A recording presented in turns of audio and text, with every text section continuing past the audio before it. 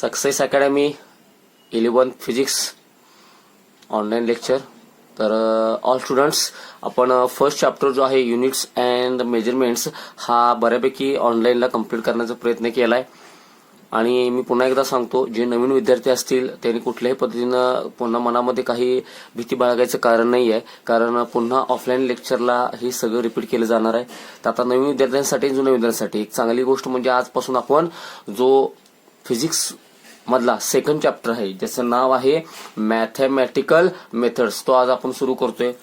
तर लक्षात घ्या, मॅथमॅटिकल मेथड्स म्हणजे थोडक्यात मॅथमॅटिकल म्हणजे गणितीय, मेथड्स म्हणजे पद्धती, म्हणजे गणितीय पद्धती असं या चॅप्टरचं नाव आहे.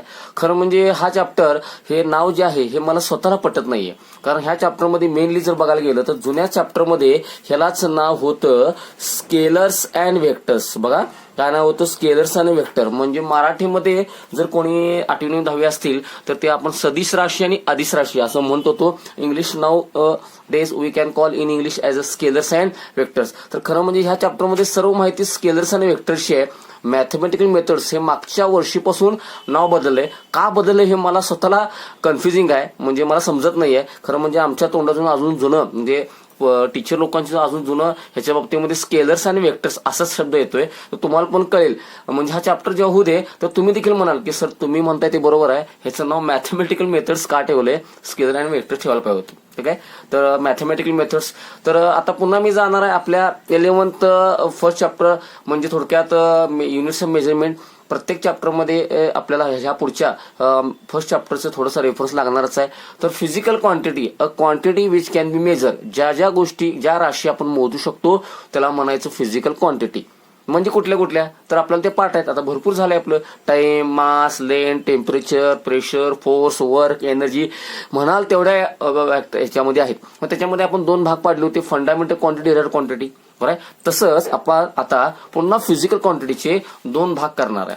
एक करणार आहे स्केलर अँड दुसरं करणार आहे व्हेक्टर्स. लक्षात पण लक्षात फंडामेंटल क्वांटिटी आणि डिराइव्हड क्वांटिटीला आपल्याला बघायचा उद्देश वेगळा होता, बघायचा दृष्टिकोन वेगळा होता. आपण इट इज ओन डिपेंड आहे का नॉट डिपेंड आहे ह्याच्यावरनं त्याचे भाग पडले होते, फंडामेंटल डिराइव्हड. पण स्केलर आणि व्हेक्टरला मात्र आपल्याला वेगळा निकष लावा लागणार आहे, वेगळं तिथं पॅरामीटर्स लावा लागणार आहे. तर ठीक आहे, सगळ्यात प्लॅन मी येतो स्केलर्सकडे.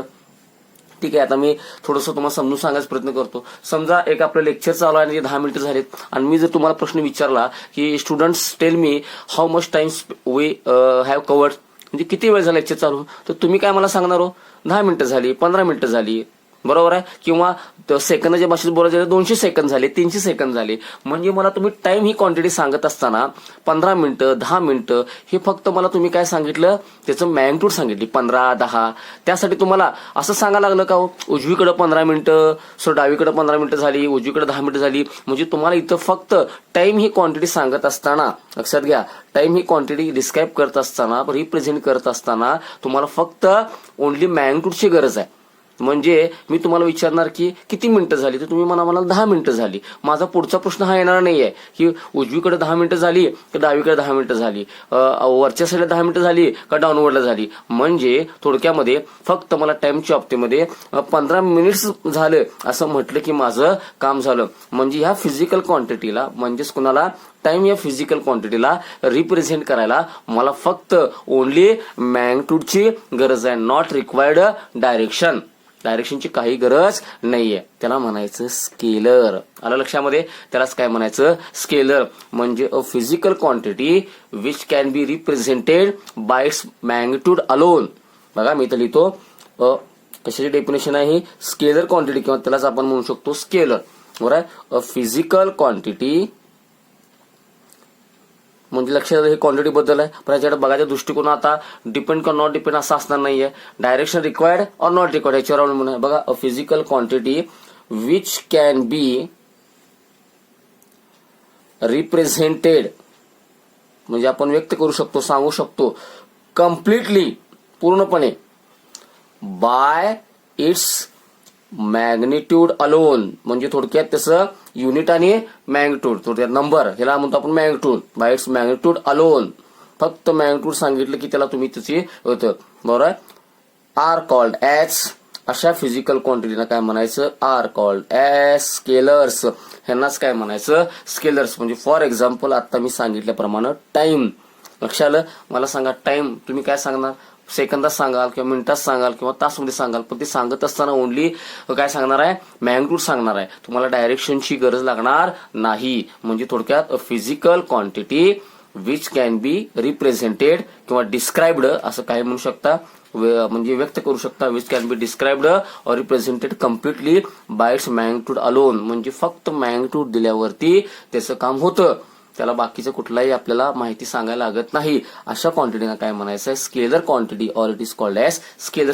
याचं आता एक एक्झाम्पल कुठलं झालं सांगा, टाइम. परीक्षेमध्ये आपल्याला एक्झाम्पल विचारतील. आणखीन कुठले कुठले, आता मला सांगा एखादं, आता हे पेन आहे, हे पेनचं मी तुम्हाला मास विचारलं तर तुम्ही काय करणार हो, बॅलन्स वरती ठेवणार, वजन तागडीवरती आणि सांगणार सर बाबा हे 200 ग्रॅम आहे, 100 ग्रॅम आहे. म्हणजे मला सांगा तुम्ही 200 ग्रॅम 300 ग्रॅम हे मास जे आहे ह्याची फक्त काय सांगितले, ओनली मॅग्निट्यूड. बरोबर आहे. मला उजवीकडे 200 ग्रॅम आहे का डावीकडे 200 ग्रॅम आहे ह्याची काहीच गरज नाही. म्हणजे मास ही क्वांटिटी रिप्रेझेंट करायला मला फक्त ओनली मॅग्निट्यूडची गरज आहे. त्यामुळे मास ही काय झाली, स्केलर क्वांटिटी.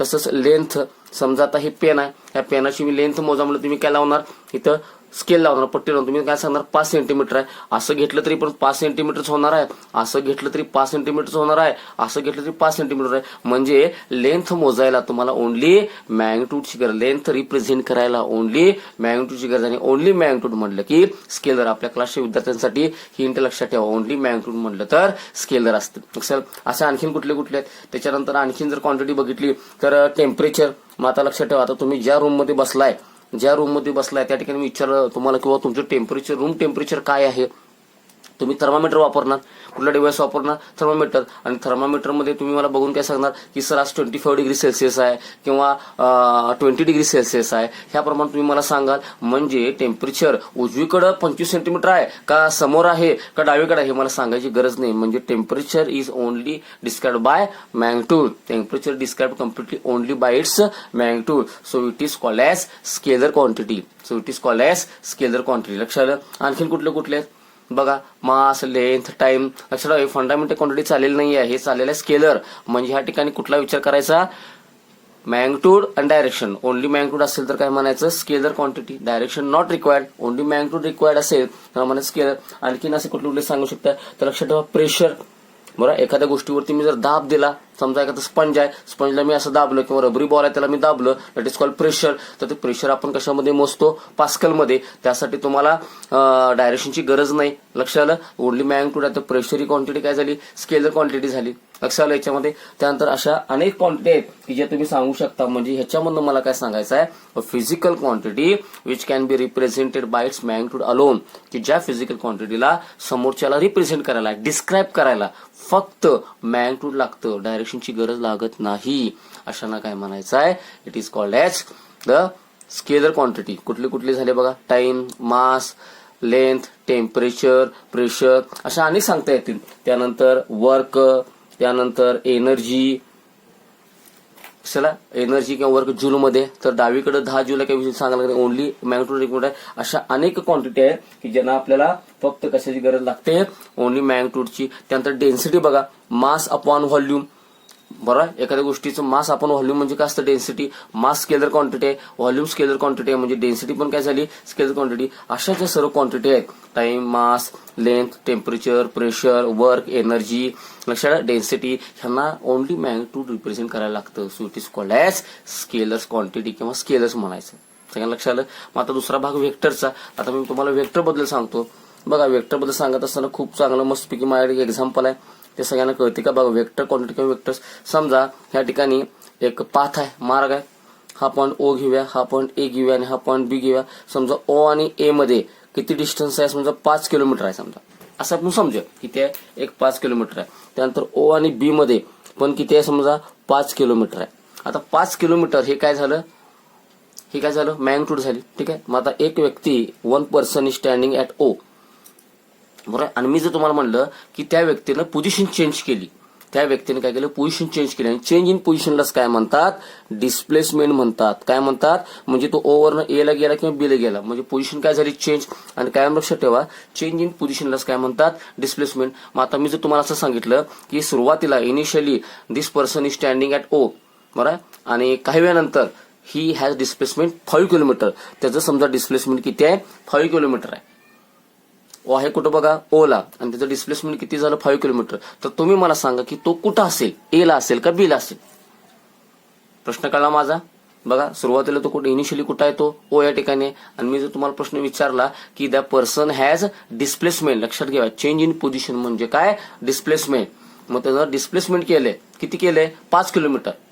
आता कुठं असेल सांगा मला, ए ला असेल का बी ला असेल. लक्षात ठेवा तुम्हाला छाती ठोकपणे सांगता येणार नाही. का सांगता येणार नाही, कारण मी तुम्हाला त्याची डायरेक्शन दिलेली नाही, ओनली फक्त काय दिली मॅग्निट्यूड. आता मला सांगा मी जर असं म्हणलं की त्या पर्सननं उजवीकडं राईट साईडला 5 किलोमीटर आहे, तर डेफिनेटली तुम्ही मला सांगाल तो कुठं आहे, एला आहे. किंवा मी असं म्हणलं असतं त्या पर्सननं लेफ्ट साईडला 5 किलोमीटर डिस्प्लेसमेंट केलं, तर डेफिनेटली तुम्ही मला सांगितलं असतं तो कुठं आहे, बीला आहे. म्हणजे याची चेंज इन पोझिशन आपण छाती ठोकपणे म्हणजे कम्प्लिटली कधी सांगू शकलो, मला मॅग्निट्यूड तर लागलीच प्लस मला तुम्हाला लेफ्ट साइड काय राईट साइड सांगा, म्हणजे डायरेक्शनची पण गरज पडली. म्हणजे डिस्प्लेसमेंट कम्प्लिटली रिप्रेझेंट करायला मला ओनली मॅग्निट्यूडनं भागत नाही, मला मॅग्निट्यूड ऍज वेल एज काय लागतं डायरेक्शन. तरच तुम्ही मला सांगू शकला की डिस्प्लेसमेंट कुठं झाले. म्हणजेच थोडक्यामध्ये अशा फिजिकल क्वांटिटीज की ज्यांना डिस्क्राईब करायला मॅग्निट्यूड बरोबर डायरेक्शन पण लागतंच, which required magnitude as well as direction, त्यांना म्हणायचं वेक्टर क्वांटिटी किंवा they are called as vectors. त्यामुळे वेक्टर क्वांटिटी डेफिनेशन काय, वेक्टर क्वांटिटी डेफिनेशन काय, फिजिकल क्वांटिटीज. बघा काय सांगणार तुम्ही, physical quantities which can be represented completely मागासारखंच with its magnitude as well as its direction. लक्षात घ्या या ठिकाणी मॅग्निट्यूड बरोबर direction, magnitude as well as its direction अशा जर क्वांटिटी असेल are called as vector quantity किंवा त्यांनाच काय म्हणायचं वेक्टर्स म्हणायचं किंवा त्यांनाच काय म्हणायचं वेक्टर्स. फरक कळला. ओनली मॅग्निट्यूड असेल तर स्केलर्स आणि डायरेक्शन प्लस मॅग्निट्यूड असेल, डायरेक्शन प्लस मॅग्निट्यूड असेल तर त्याला म्हणायचं वेक्टर्स. चला मग वेक्टरचं पहिलं एक्झाम्पल काय झालं डिस्प्लेसमेंट. बघा वेक्टरचं पहिलं एक्झाम्पल काय झालं चेंज इन पोझिशन डिस्प्लेसमेंट. कारण ह्या एक्झाम्पलमध्ये मला फक्त 5 किलोमीटर सांगितलं असतं तर निम्मे लोक म्हणले असते ए ला गेलाय, निम्मे लोक म्हणले बी ला. पण जेव्हा मी म्हणलं की तो 5 किलोमीटर राईट साईडला आहे तर तुम्ही 100% मला सांगणार ए साईडला, किंवा मी जर म्हणलं असतं की तो लेफ्ट साईडला आहे तर तुम्ही म्हणला असता बी ला. तर लक्षात ठेवा डिस्प्लेसमेंट चेंज इन पोझिशनला मला काय काय लागलं मॅग्निट्यूड लागली, शिवाय काय लागलं डायरेक्शन. म्हणजे some physical quantity can be expressed with magnitude as well as direction. It is called as vectors. त्यामुळे आपल्या क्लासच्या विद्यार्थ्यांनी हिंट म्हणून लक्षात ठेवायचं काय only magnitude scalar, only magnitude scalar.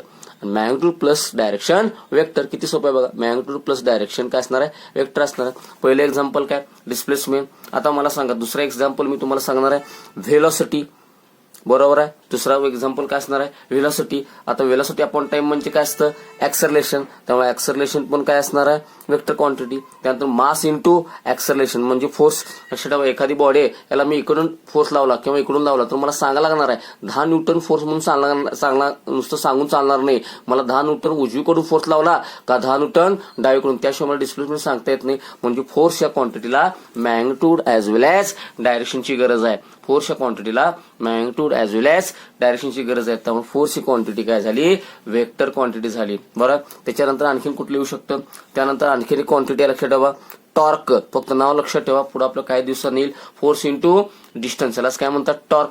ती देखील क्वांटिटी काय आहे वेक्टर क्वांटिटी. आणखीन कुठलं सांगता येईल, त्यानंतर आपला आणखीन आपला फिजिक्स म्हणजे फिजिक्स 11-12 फिजिक्समध्ये आपल्याला बऱ्याचशा क्वांटिटी अशा येणार की ज्या रिक्वायर्ड असणार आहे. याच्यामध्ये तुम्हाला आणखीन सांगू शकता तुम्ही याच्यामध्ये फोर्स, त्यानंतर टॉर्क, ऍक्सलरेशन, डिस्प्लेसमेंट, व्हेलॉसिटी ह्या सर्व क्वांटिटीना डायरेक्शनची गरज आहे. अशा अनेक क्वांटिटी असतील. It is called as etcetera. They are called as vector quantity. लक्षात आलं.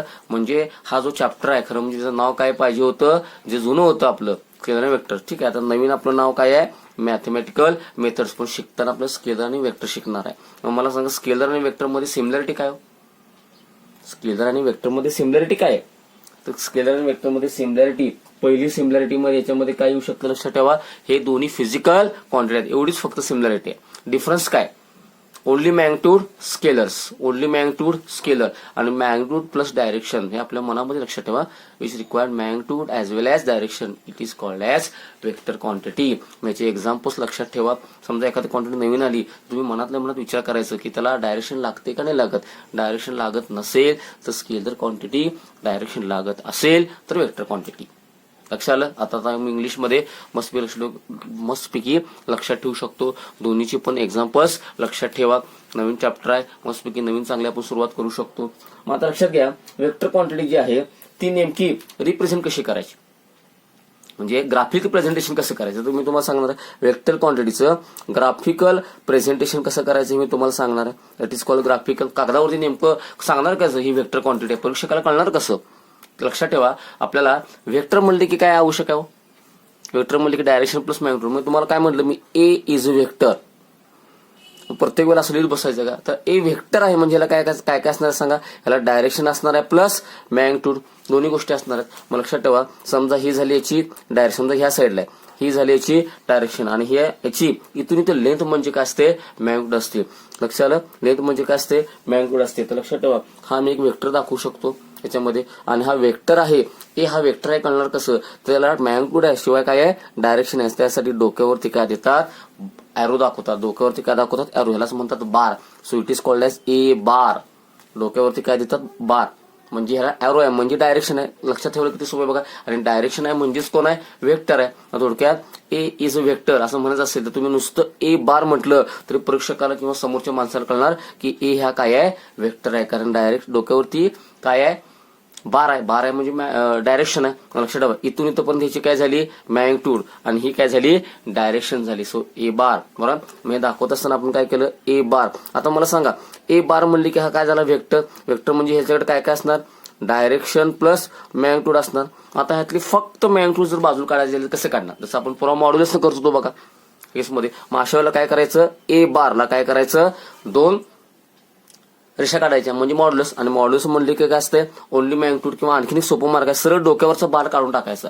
डोक्यावरचा बार काढला तर फक्त उरलं काय, मॅग्निट्यूड. त्यामुळं लक्षात ठेवा, एखादा वेक्टर असेल तर तुम्हाला ग्राफिक रिप्रेझेंट करायचं असेल तर त्या डोक्यावरती काय असणार, बार असणार. डोक्यावरती काय असणार, बार असणार.